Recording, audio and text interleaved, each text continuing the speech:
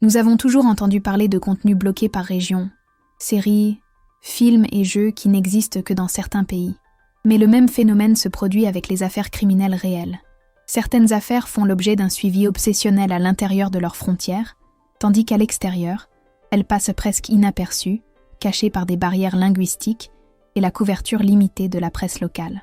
Aujourd'hui, nous allons débloquer 4 histoires internationales troublantes que presque personne, en dehors de leur pays, n'a jamais connues.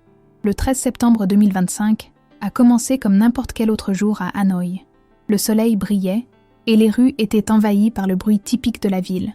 Motos, klaxons, camions et rythme effréné de la vie quotidienne. Parmi les nombreux habitants qui traversèrent la ville à cette heure-là, se trouvait Nguyen Ha An, une étudiante de 15 ans qui conduisait sa petite moto électrique. Le véhicule était un cadeau de ses parents, qui avaient dû économiser pendant des mois et même contracter un emprunt, car la famille n'avait à peine les moyens de subvenir à ses besoins essentiels. Malgré tout, ils pensaient que cela en valait la peine. Ha An avait obtenu une place dans l'école de ses rêves, et la moto lui permettrait de se rendre quotidiennement en cours et d'avoir accès à un enseignement de meilleure qualité. La famille a célébré cet événement, avec l'espoir que des jours plus prometteurs étaient à venir. Mais la jeune fille n'allait jamais terminer sa 2e semaine d'études. Vers 9h20, alors qu'elle passait sous le pont Van Diem, Ha An a été percutée par un camion malaxeur. Le choc a projeté l'adolescente et sa moto sur le bitume. Jusqu'à ce moment-là, il s'agissait d'un accident tragique, rien de plus. Mais ce qui s'est passé ensuite dépasse l'entendement humain. Après la collision initiale, le conducteur a vérifié l'état de la jeune fille, a constaté qu'elle respirait encore, puis a décidé de continuer à rouler, traînant son corps sur plusieurs mètres. Des témoins ont rapporté des scènes horribles, certains affirmant que l'adolescente avait été presque coupée en deux. Des habitants se sont précipités pour la retirer de la circulation et l'ont emmenée d'urgence à l'hôpital Bach Mai, mais ses blessures étaient irréversibles. Quelques heures plus tard, son décès a été confirmé. Plus tard, vers 19h, le conducteur du camion s'est présenté calmement au poste de police de Pusuyen et s'est livré aux autorités. Il a été identifié comme étant Jing Von Long, 51 ans. Dans ses déclarations, il a avoué que, lorsqu'il s'est rendu compte que la jeune femme était encore en vie, il a pris la décision délibérée de l'écraser à mort. Il a agi ainsi, selon son propre récit, parce qu'il savait que, selon la législation vietnamienne, si elle survivait, il devrait prendre en charge tous les frais médicaux et les éventuels traitements futurs. Si elle venait à mourir, en revanche, il n'aurait qu'à verser une indemnité forfaitaire à la famille. En d'autres termes, Long a choisi de tuer parce que cela lui reviendrait moins cher. Les enquêteurs ont d'abord pensé qu'il plaisantait ou qu'il était sous l'emprise d'une substance quelconque. Comment quelqu'un pouvait-il être aussi émotionnellement inhumain ? Mais les analyses toxicologiques ont montré qu'il n'avait consommé ni alcool ni drogue. La décision avait été prise de manière lucide et rationnelle, ou plutôt cruellement rationnelle. Sur les forums vietnamiens, une rumeur sinistre circule depuis des années, surnommée « la loi souterraine de la route ». L'idée que certains conducteurs préfèrent que la victime meure, car un survivant implique des coûts élevés et une honte publique, tandis qu'un décès n'entraîne qu'une indemnisation unique et, souvent, une simple amende routière. Des camionneurs ont déjà été surpris en train de discuter de ce calcul macabre dans des stations-service et des cafés au bord de la route, une sorte de folklore morbide parmi les conducteurs. Mais des cas comme celui-ci montrent que certains ne plaisantent pas. Il y a déjà eu d'autres incidents où des victimes ont été délibérément traînées jusqu'à la mort, et les responsables n'ont reçu que des sanctions administratives et légères. Pour beaucoup, cette fois-ci, les choses doivent être différentes. Cette fois-ci, un nouveau précédent doit être créé. Long est actuellement en détention, accusé d'homicide volontaire, un chef d'accusation qui peut entraîner la peine la plus sévère existant au Vietnam, la mort. Alors que le procès suit son cours, une petite maison à Lam Son reste plongée dans le silence. Là, les parents de Ha An restent sous le choc, incapables de dire un mot aux voisins qui tentent de les réconforter.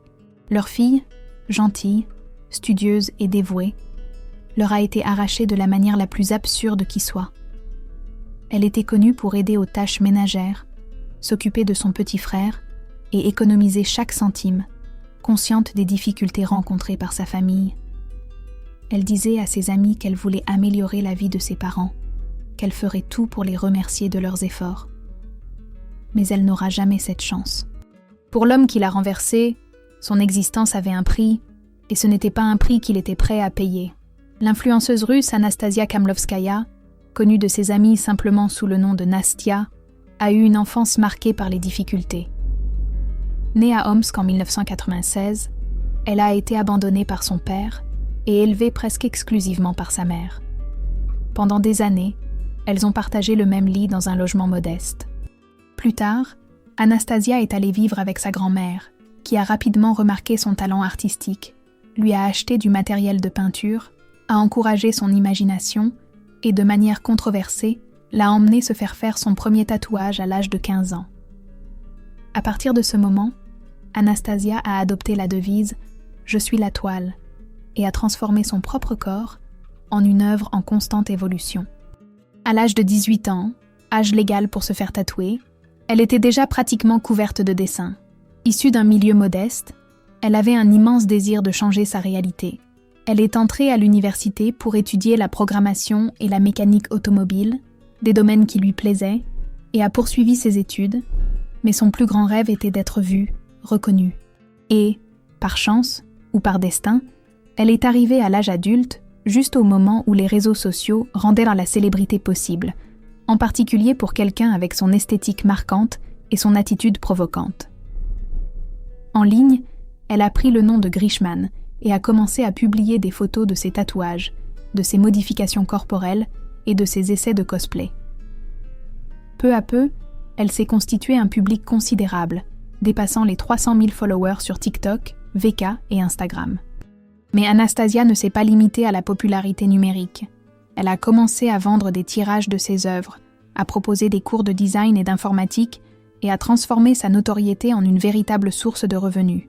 Au fil du temps, elle a acquis une indépendance financière suffisante pour emménager dans son propre appartement dans la capitale culturelle de la Russie, Saint-Pétersbourg. Anastasia savait que rester pertinente sur Internet exigeait de la discipline. Elle alimentait ses pages avec constance, publiant chaque jour quelque chose de nouveau. Elle voulait se faire remarquer et travailler pour cela.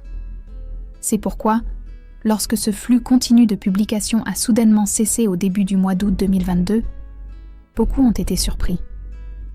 Au début, ces réseaux sociaux montraient encore de l'activité, mais il s'agissait uniquement d'anciennes publications réutilisées. Ses amis lui envoyaient des messages et essayaient de la contacter, mais les réponses qu'il recevait étaient vagues, distantes, presque robotiques. « Je ne me sens pas bien. Je ne veux pas parler maintenant. Je reviens bientôt. » Elle ressemblait à ce qu'elle disait habituellement, mais pas tout à fait. Inquiets, ses amis ont décidé d'agir de leur propre chef. Le 10 août, l'un d'eux a appelé la police et lui a demandé de vérifier si tout allait bien dans son appartement. Lorsque les agents sont arrivés, ils ont été accueillis par une forte odeur s'échappant par la fente de la porte. Après avoir forcé l'entrée, ils ont découvert une scène dévastatrice. Le corps d'Anastasia gisait dans la baignoire, en état de décomposition avancée. Les investigations ultérieures ont révélé qu'elle avait été poignardée plus d'une douzaine de fois, d'abord dans sa chambre, puis traînée jusqu'à la salle de bain, où elle était restée abandonnée pendant environ une semaine sous une chaleur intense. Au début, la police a envisagé que l'affaire pouvait être le résultat d'un cambriolage raté, ou peut-être l'œuvre d'un admirateur perturbé. Cependant, ces hypothèses ont été rapidement écartées. En moins de 24 heures, les enquêteurs avaient déjà arrêté le principal suspect, le mari d'Anastasia, Dmitri Chernyshov, âgé de 24 ans. Il a été retrouvé caché dans un motel voisin, en possession du téléphone portable d'Anastasia. Selon les enquêteurs, après avoir tué l'influenceuse, Dmitri a utilisé l'appareil pour se faire passer pour elle, répondant aux messages de ses amis et publiant du contenu sur ses réseaux sociaux, dans le but de faire croire que tout était normal. Il est même allé plus loin. Il a commencé à promouvoir les cours d'Anastasia et à vendre certaines de ses affaires sur des plateformes numériques dans une tentative cynique de soutirer le plus d'argent possible alors que son corps mutilé gisait dans son appartement. On ne sait pas exactement quel était le plan final de Dmitri, car il n'a même pas essayé de déplacer le corps. Au lieu de cela, il a vaporisé du parfum sur elle, scellé les conduits et les tuyaux pour contenir l'odeur de décomposition, et a même renouvelé le bail de l'appartement, essayant de gagner du temps. La défense présentée par Dmitri était pour le moins particulière. Il a d'abord affirmé qu'Anastasia lui avait demandé de la tuer, ce qui aurait été un acte de miséricorde. Pour l'accusation, cependant, ses motivations étaient beaucoup plus sombres. La jalousie, la cupidité et le désir de domination. Dimitri faisait partie de la scène du contenu pour adultes sur Internet. La majeure partie de ses revenus provenaient de vidéos explicites enregistrées avec d'anciennes partenaires. Pour lui, c'était un moyen rapide et facile de gagner de l'argent. Ainsi, lorsqu'il a été présenté à la prometteuse Anastasia par sa petite amie de l'époque, Margarita, il y a vu une opportunité financière.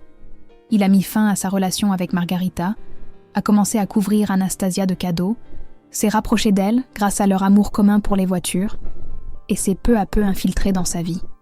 Après avoir officialisé leur relation, Dimitri a commencé à agir comme une sorte d'agent d'Anastasia, et, très vite, elle a commencé à apparaître dans des vidéos intimes qu'il diffusait sur différentes plateformes afin d'augmenter les revenus du couple. Ses amis ont remarqué qu'à cette époque, Anastasia était devenue plus renfermée, plus silencieuse. Beaucoup soupçonnaient Dimitri d'imposer sa volonté, qu'elle n'avait plus la liberté de refuser quoi que ce soit, pas même sa demande en mariage. Quelques mois avant sa mort, Anastasia a participé à une émission de télévision inspirée de Jerry Springer, aux côtés de sa mère, pour discuter de l'industrie du cinéma pour adultes. Sa mère a exprimé son inquiétude, affirmant qu'elle pensait que sa fille était contrainte de produire du contenu explicite et que cela faisait honte à la famille. Elle a toutefois admis que Dimitri semblait poli, calme et qu'elle ne craignait pas pour la sécurité de Nastia. Au milieu de l'enregistrement, cependant, Margarita, l'ex-petite amie de Dimitri, est montée sur scène et a raconté qu'elle avait été battue, étranglée et exploitée de la même manière par lui. Dimitri, assis à quelques mètres d'elle, a traité ces accusations avec mépris, affirmant qu'Anastasia pouvait arrêter de tourner quand elle le souhaitait. Anastasia l'a défendue publiquement, affirmant qu'elle avait toujours voulu produire du contenu pour adultes et qu'il n'avait jamais levé la main sur elle. Elle a même ri de la douleur évidente de Margarita, insinuant qu'elle exagérait pour passer à la télévision et minimisant sa souffrance. Mais tragiquement, ce que Margarita disait n'était pas exagéré. C'était un avertissement qu'Anastasia n'a pas pris au sérieux. Après son passage à la télévision, Dimitri a tout simplement arrêté de travailler. Il est devenu totalement dépendant de l'argent qu'Anastasia gagnait seule. Des voisins ont déclaré plus tard qu'ils entendaient constamment des disputes et des bruits forts provenant de l'appartement du couple. Beaucoup pensent qu'il maltraitait Anastasia comme il avait maltraité Margarita auparavant. Quelle que soit la vérité, leur relation s'est rapidement détériorée. Dimitri a fini par quitter l'appartement et Nastia aurait commencé à passer plus de temps avec un collègue TikToker nommé Kirill. Ce qui s'est exactement passé cette nuit d'août reste incertain. On ne sait pas si Anastasia a laissé entrer Dimitri ou s'il a utilisé une ancienne clé, mais on soupçonne qu'il a appris la proximité entre elle et Kirill et qu'il a été pris d'un accès de jalousie. En entrant dans l'appartement, il a certainement vu des cartons et des valises éparpillées, signes évidents qu'elle se préparait à partir. Selon des témoignages trouvés en ligne, Anastasia rêvait d'ouvrir un studio de tatouage en Corée du Sud, une destination où Dimitri ne pourrait jamais la suivre. En raison de condamnations antérieures pour vol et désertion, la législation russe lui interdisait de quitter le pays. Les procureurs ont fait valoir que Dimitri avait senti sa femme, et sa seule source de revenus, lui échapper. Et si elle ne lui appartenait plus, alors, dans sa vision déformée, elle n'appartiendrait à personne. La première chose que Dimitri a faite après avoir tué Anastasia a été d'envoyer un message à Kirill depuis le téléphone portable de sa femme, disant qu'elle ne voulait plus jamais le revoir. En 2024, le tribunal de district de Frunzinski a déclaré Dimitri coupable de meurtre et l'a condamné à 8 ans dans une colonie pénitentiaire isolée appelée Polar Wolf, réputée pour ses conditions brutales, avec des températures inférieures à 0 et de longues périodes d'obscurité. Malgré cela, beaucoup estiment que la peine a été extrêmement clémente. Une grande partie du public est surprise d'apprendre que la Russie n'applique généralement pas de sanctions sévères pour les homicides. Les peines lourdes sont généralement réservées aux crimes graves, comme, ironiquement, critiquer le grand P. L'émission de télévision dans laquelle Anastasia était apparue a rediffusé son histoire dans un épisode spécial, exploitant sa mort de manière sensationnaliste. Beaucoup l'ont ridiculisée, se demandant pourquoi tant d'attention était accordée à une actrice adulte sans valeur. D'autres ont souligné l'hypocrisie flagrante. Anastasia était déshumanisée en raison de son implication dans des contenus pour adultes, tandis que l'homme qui l'avait tuée s'en tirait avec une peine minimale. Depuis sa première participation à l'émission, il était évident qu'Anastasia n'était pas parfaite. Mais cela ne signifie pas qu'elle méritait d'être assassinée dans son propre lit pour avoir tenté d'échapper à une relation abusive.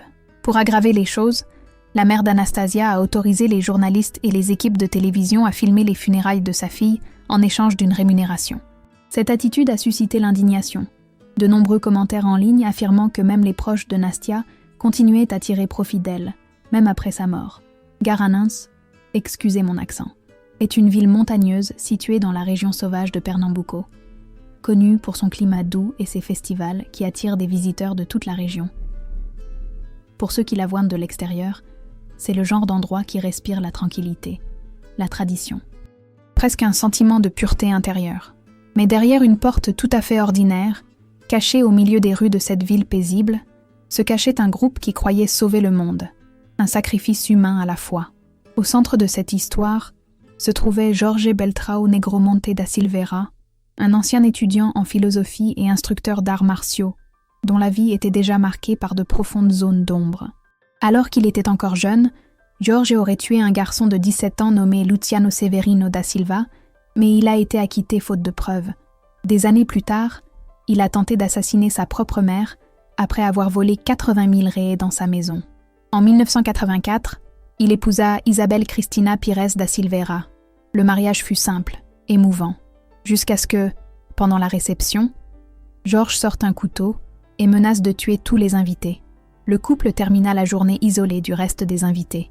Malgré tout, ils menèrent une vie apparemment normale pendant un certain temps, jusqu'en 1986, lorsque Jorge, alors déjà adulte d'âge mûr, rencontra et tomba amoureux de Bruna Cristina Oliveira da Silva, une adolescente de 16 ans. Les trois formèrent une sorte de triangle amoureux et se mirent à vivre ensemble comme une famille. Beaucoup, cependant, qualifieraient cet arrangement de culte miniature, centré sur les délires prophétiques de Jorge. Il présentait déjà des signes évidents de trouble mental, affirmant avoir parlé à un ange et à un chérubin. Selon lui, ces entités lui avaient ordonné de purifier le monde, en protégeant la planète du péché et de la surpopulation. Pour accomplir cette mission, les adeptes devaient consommer de la chair humaine et sacrifier 4 personnes, chacune représentant l'un des éléments de la nature, l'air, la terre, l'eau et le feu. Une fois cette étape franchie, un portail vers le paradis s'ouvrirait, permettant au groupe de s'élever spirituellement. Incroyablement, Isabelle et Bruna ont tout cru. C'est ainsi qu'est né le petit cercle meurtrier qu'ils ont appelé le cartel, dont la routine cultuelle impliquait le meurtre et le cannibalisme. La première victime connue était Jessica Camila da Silva Pereira, une mère célibataire de 17 ans, sans domicile fixe, qui essayait de subvenir aux besoins de sa fille d'1 an. En 2008, le groupe l'a accueillie en lui offrant un emploi de nounou et un foyer stable. Dès qu'elle est entrée dans la maison, Jessica a été frappée à la tête et s'est évanouie. Le trio l'a traînée jusqu'à la salle de bain, lui a tranché la jugulaire et a drainé son sang. Ensuite, la jeune femme a été écorchée, démembrée, assaisonnée de sel et de cumin, puis conservée dans le réfrigérateur. Ils ont par la suite admis avoir mangé sa chair lors d'un rituel de purification. Le plus troublant, la propre fille de Jessica a été nourrie avec la chair de sa mère. Ce qui n'a pas été consommé a été enterré dans le jardin, formant une croix. Le groupe a décidé de garder la fillette en vie et de l'élever comme un membre de la famille. Pour les personnes extérieures, il semblait être simplement un trio excentrique qui subvenait à ses besoins en vendant des tartes et des coccinillas au marché local. En février 2012, ils ont répété le rituel avec Giseli Helena da Silva, 31 ans. Une semaine plus tard, le 15 mars, ils ont fait de même avec Alexandra da Silva Falcão, 20 ans. Les meurtres ont suivi le même schéma. Attirer la victime à l'intérieur de la maison, la frapper, la poignarder, puis la démembrer. La prochaine victime avait déjà été choisie. Mais heureusement, ils n'ont pas eu le temps de commettre un autre meurtre. Les voisins ont commencé à remarquer des comportements étranges, une forte odeur provenant de la maison, de l'encens brûlant sans arrêt, et un enfant qui ne semblait jamais aller à l'école. L'enquête a véritablement commencé lorsque la famille de Giseli a signalé sa disparition. Elle avait été vue entrant dans la maison du trio et des images de caméra ont montré les suspects utilisant la carte bancaire de la victime pour faire des achats. Suite à une dénonciation, la police a effectué une perquisition dans la propriété le 9 avril 2012. Immédiatement, l'enfant, alors âgé de 5 ans, a raconté qu'il avait vu son père tuer 2 femmes. Dans le jardin, dans une fosse peu profonde, se trouvaient les restes humains de Giseli et Alexandra. Le trio a été arrêté sur le champ. Le lendemain, des habitants en colère ont incendié la maison. Au cours des interrogatoires, les 3 ont calmement avoué tous les crimes. Ils ont affirmé éliminer les mauvaises personnes et ont laissé entendre qu'il y avait d'autres victimes, peut-être jusqu'à 8. Georgie a prétendu que les meurtres étaient nécessaires pour réduire la population et que la consommation de chair humaine faisait partie d'un processus de purification spirituelle. Par la suite, la police a confirmé que les tartes qu'ils vendaient, et qui avaient beaucoup de succès dans le quartier, contenaient de la chair humaine. Chacun des meurtres a donné lieu à un procès distinct. En 2014, ils ont été condamnés pour le meurtre de Jessica. George a été condamné à un peu plus de 21 ans. Isabelle et Bruna, 19 ans chacune. En 2018, les verdicts pour les meurtres de Giseli et Alexandra ont été rendus, portant les peines totales à environ 71 ans. George, 68 ans, Isabelle, et 71 ans, et 10 mois, Bruna. En 2019, les peines ont encore été alourdies, 27 ans supplémentaires pour Jorge et 24 ans supplémentaires pour chacune des femmes. Il y a également eu des appels et des évaluations psychiatriques qui ont confirmé le diagnostic de schizophrénie chez Jorge. Il a été transféré dans un hôpital de haute sécurité où il purge sa peine et où il est devenu une sorte de pasteur, en plus d'être un auteur publié, ayant écrit 4 livres, dont Révélation d'un schizophrène. On dit qu'il est aujourd'hui végétarien. La fille de Jessica a heureusement grandi en bonne santé et bien équilibrée. Un détail troublant est apparu sur le subreddit r Google Earth Finds. L'utilisateur NoFlounder9658, qui enquêtait sur l'affaire, a trouvé dans Street View l'adresse exacte où vivaient les cannibales. Actuellement, la façade était cachée derrière un portail métallique. Mais par coïncidence, la voiture de Google est passée par là en mars 2012, juste au moment où Alexandra a été tuée et dévorée. En cliquant sur cette date, l'image change. Une personne apparaît entrant dans la maison. Isabelle, la chef de la cuisine du culte cannibale, figée dans le temps, juste avant, ou juste après, avoir préparé sa dernière tourte. Au début de la soirée du 9 décembre 1998, peu après 5 heures, un agriculteur nommé Gu rentrait chez lui en marchant sur la route Fudan, à Taoyuan, Taïwan, le même trajet qu'il parcourait quotidiennement lorsqu'il a remarqué des langues de feu s'élevant très haut, provenant d'un tronçon isolé de broussailles. Le vent apportait non seulement une forte odeur d'essence, mais aussi une autre odeur beaucoup plus dérangeante, quelque chose qui ressemblait à de la viande brûlée. Gu a essayé d'ignorer cette nuisance, mais sa curiosité a fini par l'emporter. Il s'est caché derrière un tas d'herbes sèches et a vu 4 personnes autour du feu. Elles étaient masquées, portèrent des casquettes, parlaient à voix basse et regardaient autour d'elles, à plusieurs reprises, comme si elles savaient qu'elles faisaient quelque chose d'interdit. Aucune d'entre elles ne semblait être de la région. Et cette zone était complètement déserte. Alors pourquoi exactement était-elle là, en train de mettre le feu à quelque chose avec de l'essence? Pris de peur, Gu recula prudemment de quelques pas, puis se précipita vers sa maison. En chemin, il a croisé un voisin qui avait également vu les flammes et avait eu un mauvais pressentiment. Les 2 hommes sont rapidement entrés dans la maison de Gu et ont appelé la police. Les agents du poste de police de Jianan sont arrivés environ une demi-heure plus tard. Les 4 suspects avaient disparu. Les policiers ont éteint le feu et ont commencé à examiner ce qui avait brûlé. On pouvait voir quelque chose de volumineux à l'intérieur d'un sac carbonisé. Ils ont coupé le tissu et se sont retrouvés face au corps d'une jeune femme, presque entièrement carbonisée. Son visage était détruit. Ses vêtements avaient été presque entièrement consumés par le feu. Il ne restait qu'un morceau de chemisier à imprimer léopard, une jupe noire et des bottes en cuir. À ses doigts carbonisés, 3 bagues, 2 en or, 1 en ambre. Puis quelque chose d'encore plus étrange apparut. Ses mains étaient attachées sur sa poitrine, et dans ses bras, elle tenait le corps brûlé d'un chien noir. Certains policiers ont immédiatement reconnu le symbole. Dans les superstitions rurales de Taïwan, le sang de chien noir sert à aveugler les esprits, empêchant ainsi un fantôme de revenir pour se venger. La police a commencé à essayer d'identifier la victime, mais le médecin légiste n'a pu établir qu'un profil très approximatif. Il a déterminé que la cause du décès était une asphyxie mécanique, qu'elle était morte depuis moins de 24 heures, peut-être 48, qu'elle mesurait environ 1,65 m, qu'elle avait entre 25 et 30 ans, qu'elle était mince, qu'elle avait une dentition parfaite et qu'elle avait une cicatrice de 5 cm au poignet gauche. Ils ont épluché les rapports de personnes disparues, mais aucun ne correspondait. Ils ont médiatisé l'affaire dans les journaux et à la télévision.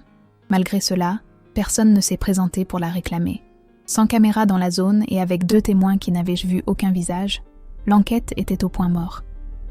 La femme non identifiée a finalement été enterrée au cimetière de Shuanglian avec l'étiquette « Femme inconnue, section 4 de Fudan Road ». Et cela est resté ainsi pendant plus de 20 ans. Tout a changé en mai 2019, lorsqu'un téléphone a sonné au poste de police de Miaoli. Une voix tremblante a dit « Je n'en peux plus, elle me hante depuis 6 mois. Je veux révéler la vérité sur un ancien meurtre. » L'homme s'est présenté comme Yi Hao. Il a déclaré que la victime était une jeune fille métisse japonaise-taïwanaise nommée Xiao Wen, âgée de 17 ans, qui travaillait dans un stand de noix de Bethel sur Zhongfeng Road. L'agent lui a demandé comment il savait cela. Yi Hao a expliqué qu'il était ami avec les propriétaires du magasin, un couple appelé Little Pan et Han Ki, ainsi qu'avec 2 associés proches, Chang Bei et Baby. En décembre 1998, il aurait vu les 4 personnes retenir Xiao Wen captive. À l'époque, il n'avait rien signalé. Il n'avait que 15 ans et craignait d'être blessé. Selon lui, 6 mois avant de passer cet appel, il avait revu Baby. Au cours d'une beuverie, il lui avait demandé ce qui était arrivé à la jeune fille que les adultes retenaient captive. Baby lui avait répondu naturellement « Elle a été brûlée ». Depuis lors, Yi Hao a commencé à faire des cauchemars récurrents. Il voyait Xiao Wen, carbonisée, allongée sur lui, l'étouffant, et lui demandant pourquoi il n'avait jamais dit la vérité. Le sang du chien noir n'avait clairement pas fonctionné. La dénonciation était prometteuse, mais il y avait un problème. En 1998, le médecin légiste avait insisté sur le fait que la victime avait entre 25 et 30 ans. Xiao Wen en avait 17. La différence était énorme. Une erreur aussi grave était-elle possible ? Les enquêteurs ont décidé de suivre cette piste. Et, à leur grande surprise, ils ont découvert que le 25 décembre 1998, un homme avait effectivement signalé la disparition de sa fille, une jeune fille de 17 ans, taïwanaise et japonaise, nommée Lin Mo Wen. Tout le monde l'appelait Xiao Wen. Après avoir émigré du Japon, la jeune fille ne s'était jamais vraiment adaptée. Son mandarin était faible, ses notes étaient mauvaises, et elle se sentait déplacée. Elle avait fini par entrer dans le monde de la vie nocturne, fréquentant les bars et sortant avec des hommes plus âgés. Son père se disputait avec elle à ce sujet et avait admis l'avoir agressée à plusieurs reprises. Leur relation s'est détériorée. En 1996, elle a abandonné l'école et a déménagé dans le nord, à Pingzhen. Mais elle continuait à appeler son père chaque semaine. Il ne s'est inquiété pour elle qu'après 2 semaines sans nouvelles. Son âge, sa double nationalité, le quartier où elle vivait, la période, tout correspondait à la plainte de Yi Hao.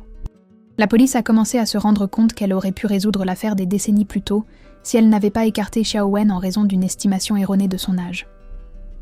Honteux de cette erreur, ils ont décidé de comparer l'ADN prélevé à l'époque avec celui du père. Mais ils ont découvert que les boîtes contenant les échantillons avaient été jetées. L'idée suivante fut d'exhumer le corps de la victime et de prélever directement son ADN. Mais personne n'avait noté l'endroit exact où elle avait été enterrée. Le cimetière avait été rénové au fil des ans, et les 2 employés qui s'étaient occupés de l'enterrement étaient déjà décédés. Cela semblait être une autre impasse. Sans preuve matérielle, le témoignage de Yi Hao ne valait rien. Mais alors, coup de chance, le laboratoire médico-légal a découvert que quelqu'un avait échangé les boîtes d'échantillons de 1998 et 1999, ce qui signifie que l'ADN de la victime n'avait pas été jeté. Ils ont procédé à la comparaison, et le résultat était positif. La femme brûlée était Lan Xiao Wen. La victime étant officiellement identifiée et un témoin vivant, la police a procédé à l'arrestation des 4 suspects. 3 d'entre eux se trouvaient encore à Taïwan. An-Ki, Baby et le chef présumé, Little Pan. Le 4e, Chang-Bi, s'était enfui à l'étranger des années auparavant. La police a débattu. Arrêter les 3 suspects maintenant alerterait Chang-Bi, qui ne reviendrait jamais dans le pays. Malgré tout, ils ont conclu que capturer 3 des 4 suspects valait mieux que rien. Les 3 suspects vivaient dispersés sur l'île, menant une vie familiale apparemment normale. La police a organisé une opération coordonnée. 3 équipes, 3 villes différentes, arrestation simultanée. Ils ont ensuite emmené chacun d'eux directement à la route de Fudan. À leur arrivée, l'officier responsable leur a demandé « Savez-vous qui a été brûlé ici il y a 2 décennies ?» Ils s'attendaient à ce qu'ils nient ou qu'ils commencent à s'accuser mutuellement. Au lieu de cela, tous les 3 se sont mis à genoux et ont commencé à demander pardon à Xiao Wen. Et puis, enfin, toute l'histoire a été révélée. Après avoir fugué de chez elle à l'âge de 15 ans, Xiao Wen s'est rapproché du stand de noix de Bethel, tenu par Little Pan, An-Ki, Chang-Bi et une jeune fille appelée Baby. Pan était le chef informel et s'est rapidement pris d'affection pour la jeune fille. Elle était vive, souriante et désireuse de plaire. Elle a rapidement commencé à travailler comme beauté du Bethel, une jeune fille qui se tient dans la vitrine ou sur le trottoir, attirant les clients par son apparence et son sourire. Xiao Wen a connu un succès immédiat. Les clients l'ont surnommée la fille fleur de cerisier, en référence à sa beauté et à ses origines japonaises. Pour la première fois, elle avait le sentiment d'appartenir à un endroit. Au fil du temps, elle s'est beaucoup rapprochée d'An-Ki. Elles riaient ensemble, partageaient leur nourriture, bavardaient. C'était ce qui se rapprochait le plus d'une famille que Xiao Wen avait eue depuis des mois. Mais le lien s'est effrité. De petites disputes, de la jalousie et des rivalités ont commencé à couver. An-Chi a commencé à penser que Xiao Wen aimait Chang-Bi, et Baby s'intéressait également à lui. La tension a explosé. Baby a décidé de donner une leçon à la jeune fille. Avec l'aide de ses amis, Baby a retenu Xiao Wen, l'a frappé et lui a rasé la tête.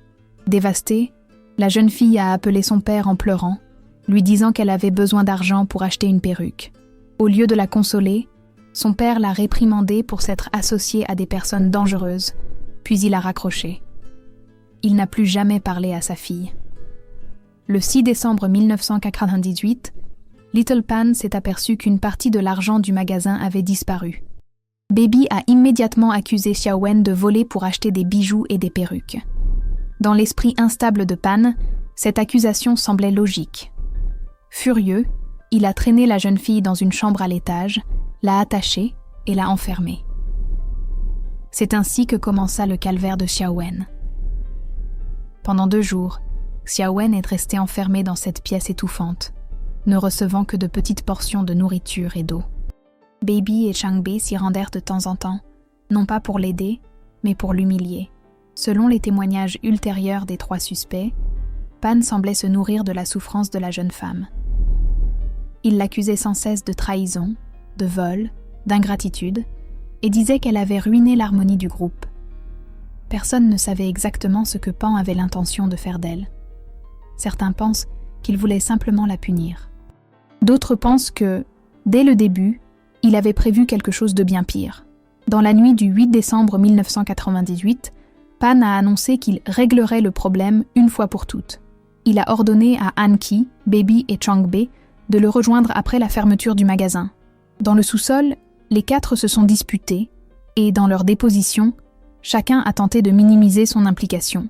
Mais tous confirment que Pan a pris la décision finale. Xiao Wen serait éliminée. Ils l'ont traînée hors du magasin, toujours ligotée. La jeune femme, épuisée, blessée et le crâne rasé, pouvait à peine supplier. Selon Yi Hao, le dénonciateur repentant, Pan répétait sans cesse que les gens comme elle ne méritaient pas de vivre et que personne ne la regretterait. Baby est restée silencieuse. An-Ki a pleuré mais n'est pas intervenue. Chang-Bi a aidé à la soulever pour la mettre dans la voiture. Selon ce qu'ils ont révélé des années plus tard, ils l'ont emmenée dans une maison abandonnée à la périphérie de Taoyuan. Là, Pan a étranglé la jeune fille de ses propres mains. Elle n'avait que 17 ans. Le corps a ensuite été placé dans un sac et laissé là jusqu'au lendemain soir, où ils ont décidé de se débarrasser des preuves. Le 9 décembre, Peu avant d'allumer le feu sur Fudan Road, Pan a ordonné qu'on achète de l'essence et que, selon une superstition locale, on place le corps d'un chien noir à côté du sien pour empêcher son esprit de revenir. Il voulait s'assurer que Xiao Wen ne les hanterait pas. Mais cette croyance n'a pas fonctionné, et c'est précisément la culpabilité des personnes impliquées qui, des décennies plus tard, a fait éclater la vérité au grand jour. Après les aveux spontanés des 3 suspects lors de la reconstitution du crime, la police a réuni suffisamment de preuves pour les inculper officiellement. Little Pan, Baby et An-Ki ont été arrêtés pour homicide volontaire, destruction de cadavres et séquestration. Chacun d'entre eux, lorsqu'il a été isolé des autres, a raconté l'histoire avec de légères différences, mais tous ont confirmé les mêmes éléments principaux. Xiao Wen avait été emprisonné, agressé, assassiné et brûlé sous leur supervision. La réaction à Taïwan a été immédiate. L'affaire, qui était restée non résolue pendant plus de 20 ans, a fait la une des journaux comme un exemple choquant d'échec de l'enquête, de négligence médico-légale et de cruauté humaine. La révélation que l'erreur d'estimation de l'âge avait empêché l'identification de la victime pendant des décennies a suscité des protestations publiques et des demandes de révision des protocoles médico-légaux de l'époque. Le père de Xiao Wen, qui avait vieilli en portant le poids de l'incertitude et de la culpabilité liées aux derniers mots de sa fille, a accueilli la nouvelle avec une profonde douleur. Les enquêteurs ont rapporté qu'après avoir été officiellement informé que les restes étaient bien ceux de sa fille, il a pleuré pendant des heures, répétant sans cesse qu'il aurait aimé pouvoir remonter le temps et lui parler plus gentiment lors de ce dernier appel. Lorsque le procès des 3 accusés a commencé, chacun a tenté de se dégager de toute responsabilité. Baby a affirmé qu'elle n'était qu'une observatrice. An-Chi a déclaré avoir été contrainte par Pan. Et Pan, le chef présumé du groupe, a affirmé qu'il n'avait pas l'intention de tuer, des versions que le tribunal a jugées incompatibles avec les preuves et les aveux enregistrés sur place. Un mandat d'arrêt est toujours en vigueur contre Chang Bei, qui a disparu à l'étranger et n'est jamais revenu à Taïwan. Les autorités taïwanaises maintiennent son nom sur la liste internationale des personnes recherchées, mais à ce jour, on ignore toujours où il se trouve. Après confirmation par test ADN, les restes de Xiao Wen ont finalement été retirés de la catégorie « corps non identifié » et remis à sa famille. Elle a été réinhumée avec son nom, sa photo et des hommages, ce qui lui avait été refusé pendant plus de 2 décennies. Curieusement, un dernier détail a donné des frissons à de nombreux Taïwanais. Même sans connaître son nom, les habitants de la région rapportaient, depuis la fin des années 1990, avoir vu une jeune fille aux cheveux courts apparaître sur la route de Fudan pendant la nuit, toujours près de l'endroit où le corps avait été brûlé. Ces histoires étaient considérées comme des légendes urbaines, jusqu'à ce que la vérité éclate. Et ainsi, après 20 ans d'oubli sous une pierre tombale sans identité, l'esprit de Xiao Wen a enfin pu reposer en paix.